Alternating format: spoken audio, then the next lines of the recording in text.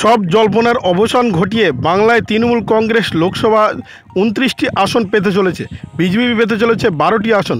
কংগ্রেস এগিয়ে রয়েছে একটি আসন। সর্বভারতীয় ক্ষেত্রে লোকসভা নির্বাচনে এনডিএ একাই ২৯৩টি আসন পেতে চলেছে।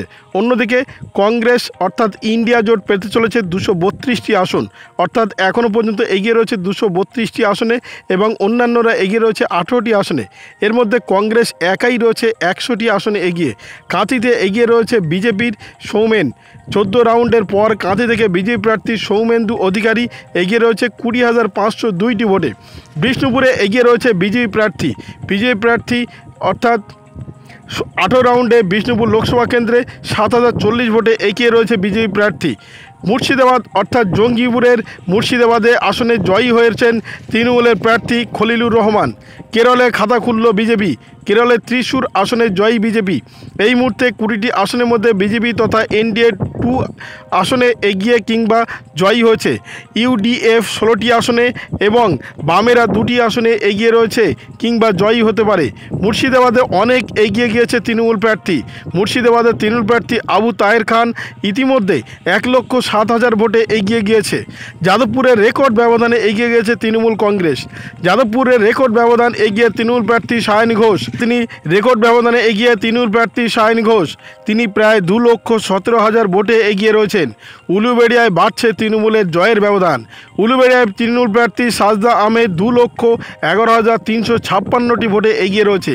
তমলুকে বিজেপি প্রার্থীর ব্যবধান আস্তে আস্তে বাড়তে চলেছে। পর্ব গণনার সময় জোর টক্কর হয়েছে এই দুই প্রার্থী দেবাংশু এবং প্রাক্তন বিচারপতি অভিজিৎ গঙ্গোপাধ্যায়ের মধ্যে, কিন্তু এখন অনেকটাই এগিয়ে গিয়েছে অভিজিৎ গাঙ্গুলি। ৩৮,৭০৬ ভোটে এগিয়ে গিয়েছে। সর্বাধিক ব্যবধানে এগিয়ে অভিষেক বন্দ্যোপাধ্যায়। ভারতবর্ষের রেকর্ড করতে চলেছে অভিষেক বন্দ্যোপাধ্যায়। তিনি ৭ লক্ষের বেশি ভোটে ডায়মন্ড হারবার কেন্দ্র থেকে এগিয়ে রয়েছে। অন্যদিকে বর্ধমান পূর্বে ইতিমধ্যে জয়ী হয়েছে তৃণমূল প্রার্থী শর্মিলা সরকার বর্ধমান পূর্বে জয়ী হয়েছে। ব্যবধান বাড়ছে সৌগত রায়। ইতিমধ্যে ২৬ রাউন্ড গণনা শেষে সৌগত রায় ৪১,৫৭৯ ভোটে এগিয়ে রয়েছে। কলকাতা উত্তরে এগিয়ে রয়েছে তৃণমূলের সুদীপ বন্দ্যোপাধ্যায়। তিনি এগিয়ে রয়েছেন ৩৮,৫০০ ভোটে। বিজেপি প্রার্থী তাপস রায়ের থেকে এগিয়ে রয়েছে ৩৮,৫০০ ভোটে। জিততে চলেছেন মনোজ টিগ্গা। দার্জিলিং কেন্দ্র থেকে তিনি জিততে চলেছেন কৃষ্ণনগরের মহুয়া মিত্র। ইতিমধ্যে তিনি ৬৫,০০০-এরও বেশি ভোটে এগিয়ে রয়েছে। অন্যদিকে জিততে চলেছে ভগবান গেলা উপনির্বাচনে ইতিমধ্যে তৃণমূল প্রার্থী জিতে গিয়েছে। শিলিগুড়ি কেন্দ্রে ইতিমধ্যে এগিয়ে রয়েছে বিজেপি প্রার্থী। এগিয়ে রয়েছে কোচবিহার কেন্দ্রে তৃণমূল প্রার্থী, যা অপ্রত্যাশিত। ইতিমধ্যে সবাই ভেবেছিল যে নিশীথ প্রামাণিক বিজেপির দুর্দণ্ড প্রতাপ নেতা, তিনি ইতিমধ্যে জিততে চলেছেন এমনটা অনুমান করা হচ্ছিল, কিন্তু তিনি বরাবরই পিছিয়ে রয়েছে এবং তৃণমূলের প্রার্থী জিততে চলেছে। অন্যদিকে বনগাঁ কেন্দ্রে জিততে চলেছে বিজেপি প্রার্থী।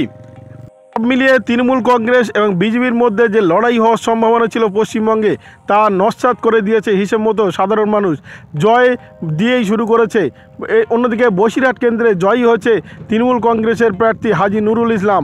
অন্যদিকে ব্যবধান বাড়াচ্ছে এখনও পর্যন্ত বারাসাত কেন্দ্রের কাকলি ঘোষ দস্তিদার, তিনিও জিততে চলেছেন অনুমান করা হচ্ছে। অর্থাৎ বুঝতেই পারছেন সমগ্র পশ্চিমবঙ্গের রেখাচিত্র, সারা ভারতবর্ষের রেখাচিত্রে ইতিমধ্যে এগিয়ে গিয়েছে অনেকটাই এনডিএ জোট। তারা ইতিমধ্যে ২৯৪টি আসনে এগিয়ে রয়েছে। সবচেয়ে বেশি মধ্যপ্রদেশে তারা জিততে চলেছেন। বিজেপি মধ্যপ্রদেশে 29টি আসনের মধ্যে 29টি লোকসভা আসনেই তারা এগিয়ে রয়েছে। অন্যদিকে উত্তরপ্রদেশে জোর টক্কর দিচ্ছে বিজেপির সঙ্গে সমাজবাদী পার্টি তারা অনেকটাই ব্যবধানে এগিয়ে গিয়েছে। সমাজবাদী পার্টি ইতিমধ্যে তারা জিততে চলেছে রাম মন্দির কেন্দ্রস্থল অযোধ্যায়, এমনটা তারা জানা যাচ্ছে বিভিন্ন সূত্রে। বর্ধমান দুর্গাপুর থেকে জয়ী কীর্তি আজাদ। তৃণমূল কংগ্রেসের প্রার্থী কীর্তি আজাদ বর্ধমান দুর্গাপুর কেন্দ্র থেকে হারিয়েছে দিলীপ ঘোষকে, অর্থাৎ বিজেপির প্রাক্তন সভাপতি দিলীপ ঘোষকে হারিয়েছে এই কীর্তি আজাদ। অন্যদিকে জয়ী হচ্ছে শত্রুঘ্ন সিনহা। আসানসোল থেকে জয়ী প্রার্থী শত্রুঘ্ন সিনহা, তিনি হারিয়েছেন বিজেপির প্রার্থী এস আলুওয়ালিয়াকে। বহরমপুরে বিপুল ভোটে জয়ী হতে চলেছে তৃণমূল কংগ্রেসের ইউসুফ পাঠান। 13 রাউন্ডের শেষে ৭২,০০০ ভোটে এগিয়ে গিয়েছে তিনি। অন্যদিকে 10ম রাউন্ডের শেষে হাওড়ায় তৃণমূল কংগ্রেসের প্রসূন বন্দ্যোপাধ্যায় 1,12,065 ভোটে এগিয়ে গিয়েছে। প্রসূনের প্রাপ্ত ভোট 4,07,506টি। সেই তুলনায় বিজেপি প্রার্থী রতিন চক্রবর্তীর প্রাপ্ত ভোট 1,12,065টি। সিপিএমের সব্যসাচী চ্যাটার্জি প্রাপ্ত ভোট 93,000-এর আশেপাশে। বালুরঘাটে এগিয়ে রয়েছে সুকান্ত মজুমদার, মাত্র 10,000 ভোটে তিনি এগিয়ে রয়েছেন বালুরঘাট কেন্দ্রে।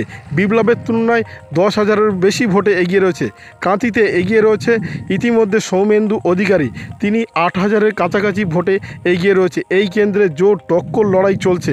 তমলুকে এগিয়ে রয়েছে বিজেপি প্রার্থী অভিজিৎ গঙ্গোপাধ্যায়, তিনি এগিয়ে রয়েছে ষষ্ঠ রাউন্ডের পরে। বিজেপি প্রার্থী 10,737 ভোটে এগিয়েছিল।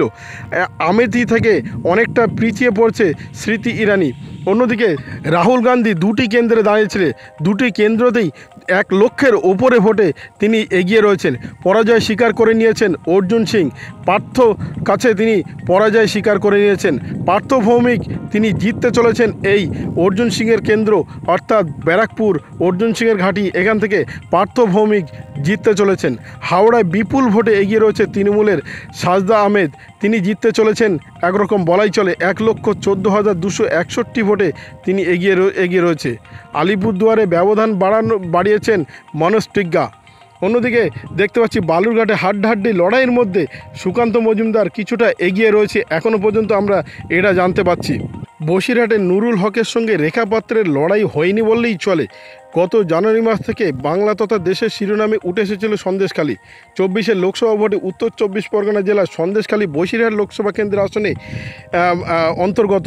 সন্দেশখালী কাণ্ডের পর বসিরহাটের প্রার্থী কারা হবেন তা নিয়ে প্রবল চর্চা চলছিল। প্রার্থী তালিকা ঘোষণার সঙ্গে দেখা যাচ্ছে বসিরহাট কেন্দ্রে হাজী নুরুল ইসলামের লড়াইয়ে নেমেছিল এবং তার বিরুদ্ধে দাঁড়িয়েছিল সন্দেশখালী আন্দোলনের মুখ রেখা পাত্র। তবে সেই রেখাপাত্র ভোট গণনা শেষ হওয়ার আগেই তিনি কেন্দ্র থেকে পড়েছেন, কেননা বুঝতে পেরেছেন যে এখানে জেতা সম্ভব হবে না। তার কারণ যত সময় গিয়েছে তত সময়ে হাজী নুরুল ইসলাম এগিয়ে গিয়েছে। আমরা যতটা জানতে পেরেছিলাম 5 লক্ষ ভোটের ওপরে এগিয়েছিলেন হাজী নুরুল ইসলাম। শেষ খবর পাওয়া পর্যন্ত সারা ভারতবর্ষে এনডিএ এখনও পর্যন্ত এগিয়ে রয়েছে 292টি আসনে, আর অন্যদিকে এগিয়ে রয়েছে 234টি আসনে ইন্ডিয়া জোট এখন, আর এছাড়া অন্যান্যরা এগিয়ে রয়েছে 18টি আসনে। এখন দেখার বিষয়, যত সময় যাচ্ছে তত যেন পরিষ্কার হয়ে যাচ্ছে যে এনডিএ জোট সরকার গঠন করতে চলেছে। তবে জোট টক্কর দিয়েছে ইন্ডিয়া জোট। এখন দেখার বিষয়, এই ইন্ডিয়া জোট কাউকে ভাঙিয়ে নিয়ে নতুন করে সরকার করবে নাকি এনডিএ জোটই সরকার গঠন করবে, সেটা অবশ্য পরবর্তী সময় আমরা জানতে পারবো। ভিডিওটি আপনার কোনো প্রকারের উপকারে লেগে থাকে অবশ্যই লাইক কমেন্ট শেয়ার করবেন, সেই সঙ্গে চ্যানেলটি সাবস্ক্রাইব করার অনুরোধ রইল। সবাই ভালো থাকবেন, সুস্থ থাকবেন।